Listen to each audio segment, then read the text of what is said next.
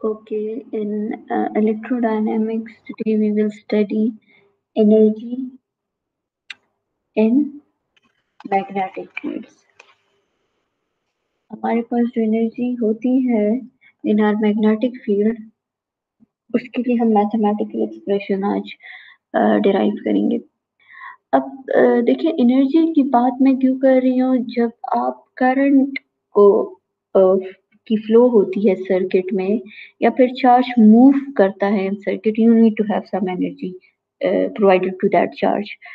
अब जो एनर्जी है जो आप प्रोवाइड कर रहे हो वो कुछ आपके पास अपीयर हो जाती है रेजिस्टर्स में या फिर और जो इलेक्ट्रॉनिक कंपोनेंट्स है, कैपेसिटर, इंडक्टर, व्हाटएवर, ठीक है, जो बाकी कंपोनेंट्स हैं आपके पास, जो भी लोड है आपके पास सर्किट में लगा हुआ है, उसमें एनर्जी भी आपके पास अपीयर होती है और वो एनर्जी अपीयर होती है in the form of heat. ठीक है, वो जो इन the form of heat energy appear हो रही है, दैट इज नॉट रिकवरेबल।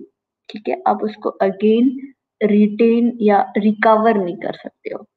ठीक है, बट कुछ एनर्जी जो है वो आप रिकवर कर सकते हो, और वो कौन सी एनर्जी है? वो एनर्जी है which is in the form of work done against back EMF. Source जो ईएमएफ प्रोवाइड कर रहा है उसके अगेंस्ट कुछ बैक ईएमएफ है।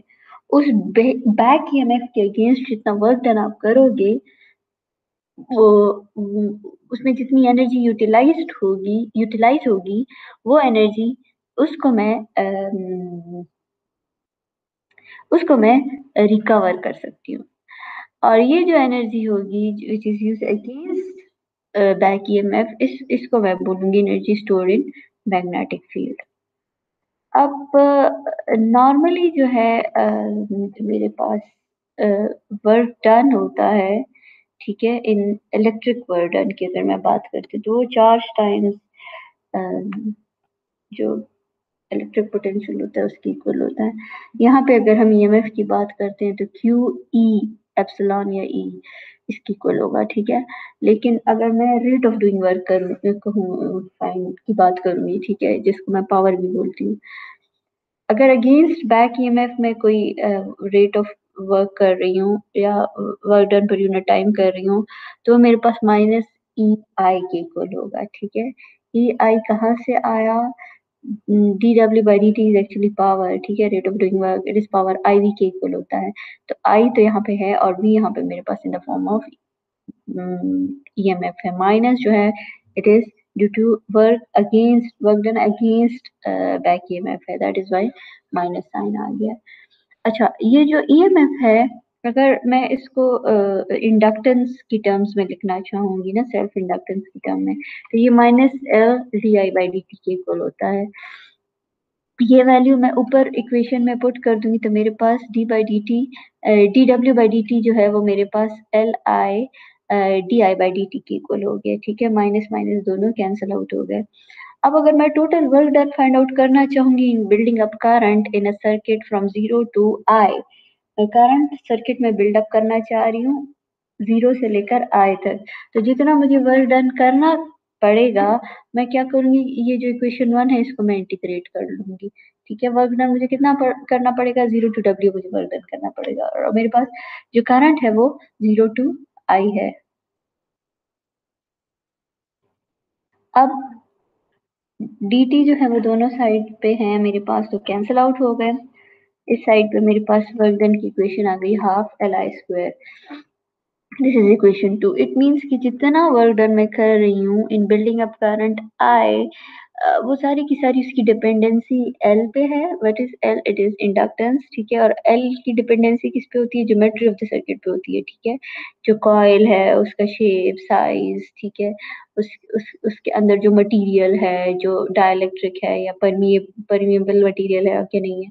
ठीक है, तो it mean geometry of the circuit पे डिपेंडेंसी है, और आई पे डिपेंडेंसी है कि कितना करंट मैं बिल्डअप करना चाह रही हूँ। आई की वैल्यू पे डब्ल्यू की डिपेंडेंसी है। ये मेरे पास वर्क डन हो गया या फिर एनर्जी स्टोर्ड इन फील्ड हो गई। इसको मैं एक और तरीके से भी रिप्रेजेंट कर सकती हूँ इन बेटर वे। ठीक है, आई नो जो फ्लक्स है वो मेरे पास एल आई के इक्वल होता है। फ्लक्स और जो सेल्फ इंडक्टेंस है इसको मैं रिलेट करती हूँ एल आई से। ठीक है, एल इधर मेरे पास कांस्टेंट ऑफ प्रोपोर्शनैलिटी था और ये जो मैग्नेटिक फ्लक्स था this was proportional to the current that was flowing in the circuit. और मैग्नेटिक फ्लक्स मेरे पास बी डॉट डी ए के भी इक्वल होता है। If I am talking about integral तो डी ए लिखूंगी और I will be integrating whole B dot d A in some surface S. फिर अगर मैंने बी को रिप्रेजेंट करना है in the form of some vector potential. अच्छा, वेक्टर पोटेंशियल क्या होता है? ये आपके पास एक ऐसा वेक्टर होता है जिसका अगर आप कर्ल लो वो आपको वो फील्ड देगा, ठीक है। एक मेरे पास स्केलर पोटेंशियल भी होता है। स्केलर पोटेंशियल आपके पास वो स्केलर क्वांटिटी होती है जिसका आप डाइवर्जेंस लो, ठीक है, विद रिस्पेक्ट टू स्पेस, तो वो आपको वो फील्ड देगी। फॉर एग्जांपल v जो है अगर आप उसका dv बाई डी आर लेते हो या ये स्पेस डाइवर्जेंस भी है तो ये आपके पास इलेक्ट्रिक फील्ड के इक्वल हो जाता है। और ए आपके पास एक ऐसा वेक्टर है अगर आप इसका कर्ल लेते हो तो आपको ये जिस फील्ड में ये वेक्टर है वो आपको वो फील्ड दे देता है, फॉर एग्जांपल बी। अच्छा, यहाँ पे जो मेरे पास बी है इसको मैं in terms of del cross A in the form of vector potential लिख लूंगी, ठीक है। तो बाकी चीजें उसी तरह है, बी की जगह मैंने डेल क्रॉस ए लिख ली है। अम, अच्छा, फिर इसके बाद जो है मैं क्या करती हूँ, जो मेरे पास स्पेस इंटीग्रल है इसको मैं लाइन इंटीग्रल में कन्वर्ट कर दूंगी with the help of Stokes theorem. Stokes theorem इस कोर्स के स्टार्टिंग चैप्टर्स में आपने पढ़ा होगा, ठीक है। कि आप अगर कर्ल लेते हो एक वेक्टर का थ्रू सम क्लोज सरफेस तो वो आपके पास इक्वल होता है टू द अगर आप कर्ल लेते हो किसी वेक्टर का थ्रू थ्रू अ सरफेस तो आपके पास इक्वल होता है close line integral of that vector के, ठीक है। अच्छा, अब इधर आप देखो पीछे मैंने बोला है कि जो फाई था वो एल आई के इक्वल था, तो इस फाई की जगह मैंने एल आई पुट कर लिया और यहाँ पे ये चीज आ गई। अब जो वर्क डन मैंने इधर कहीं फाइंड किया था ये इक्वेशन 2, इसमें एल आई की जगह भी ये वैल्यू पुट कर लो, ठीक है। की जगह जब ये वैल्यू आ जाएगी तो आपके पास W will become half I close integral A dot D L. अब आई जो है इसको भी आप वेक्टर सिंबल असाइन कर दो ठीक है, तो ए डॉट आई हो जाएगा आपके पास और एल से जो है वो वेक्टर सिंबल रिमूव हो गया क्योंकि एक्चुअली ये जो डी एल है ना ये आई पे भी अप्लाई हो रहा है ए पे भी हो रहा है। जब आई पे अप्लाई होगा तो ए को डायरेक्शन असाइन कर देगा, ठीक है। हाँ, इसके बाद आप क्या करते हो कि आप इसको कन्वर्ट लाइन इंटीग्रल को कन्वर्ट कर देते हो वॉल्यूम इंटीग्रल में। कैसे? व्हेन यू इधर मेरे पास A dot I D L है ना, आई को अगर मैं वॉल्यूम सॉरी करंट डेंसिटी की फॉर्म में अगर मैं लिखना चाहूँ, ठीक है, तो मेरे पास ये इंटीग्रल भी जो है फिर आप वॉल्यूम में लोगे। आप when you are talking about density तो वहां पे वॉल्यूम आ जाता है, तो एल भी आपके पास कन्वर्ट हो जाता है इनटू डी थॉ में। Thaw is for volume, small volume element, ठीक है। इसमें अब फिर पास ए डॉट जे डीटो हो गया 1/2 इसी तरह एज इट इज है। एक मैंने पीछे पढ़ा है कि curl of B mu naught J के इक्वल होता है, ठीक है। एम्पियर्स लॉ है ये मेरे पास। अह, इधर से आप जे की वैल्यू फाइंड करो और इस इक्वेशन में ऊपर पुट कर दो, ठीक है। तो जे की वैल्यू आप पुट करोगे इक्वेशन 6 आ गई मेरे पास। फिर इसके बाद मेरे पास स्टार्टिंग बुक के स्टार्ट में कुछ आइडेंटिटीज है डेरिवेटिव की, ठीक है। इसमें क्या है कि अगर आपके पास है A dot B cross C हो तो वो आपके पास C dot A cross B minus B dot A cross C हो जाता है, ठीक है। इधर आपके पास del is let suppose A is let suppose B is let suppose सी।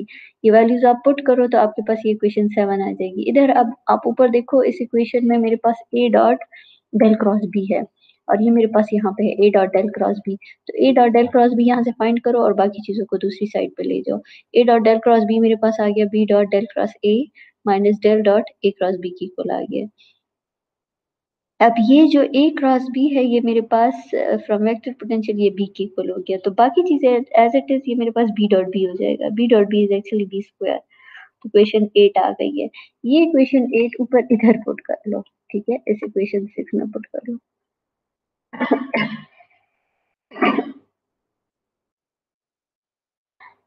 जब इक्वेशन 6 में आप पुट करोगे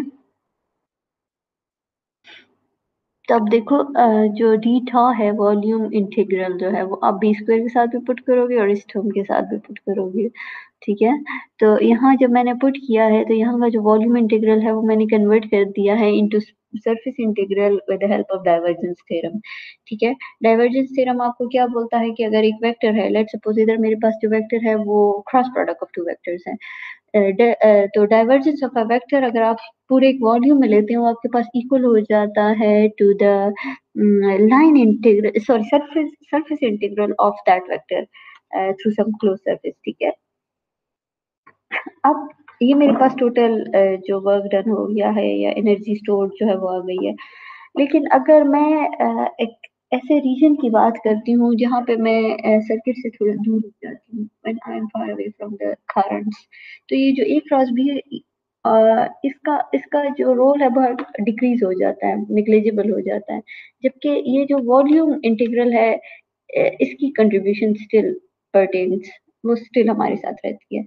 तो जो energy stored in magnetic field है, if I am talking about for large regions, तो वो मेरे पास just half mu naught B square D tau equal हो जाएगी, ठीक है। ये मैग्नेटिक फील्ड में जो एनर्जी स्टोर है वो है आपके पास। इलेक्ट्रिक फील्ड में फिर आप क्या करते हो कि बी स्क्वायर आपके पास ई स्क्वायर इलेक्ट्रिक फील्ड के इक्वल हो जाता है, और ये जो म्यू नॉट है ये कन्वर्ट हो जाता है एप्सिलॉन नॉट में, लेकिन एप्सिलॉन नॉट आपके पास न्यूमरेटर में आता है। बाय नॉलेज ये मैं आपको बता रही हूँ, लेकिन आपने ये स्टार्टिंग किसी चैप्टर में स्किप किया है, ठीक है, सेकंड चैप्टर में आई थिंक सो। उसके अलावा एग्जाम्पल है एग्जाम्पल 7.13, इसको आप होमवर्क ले लो। इन्होंने एक हमें कोई एक्सियल केबल दी हुई है जिसमें करंट फ्लो कर रही है, ठीक है, और जो दोनों मेरे पास रेडियाए है इसको एक्सियल केबल के वो दिए गए हैं मुझे इसमें, और हमने मैग्नेटिक फील्ड फाइंड आउट करना है। इन्होंने एक सेक्शन दिया उसमें, तो magnetic field generally by Ampere law आप फाइंड आउट करो, ठीक है। और फिर आप क्या करो, energy stored in magnetic field ये वाला फॉर्मूला यूज करो ना, उसे फिर आप बी की वैल्यू आप उसमें पुट करो, और फिर थोड़ी सी इंटीग्रेशन है, ये 2-3 स्टेप्स में ये आपके पास हो जाता है। आगे इन्होंने एल भी फाइंड आउट किया हुआ है, ठीक है girls, thank you so much.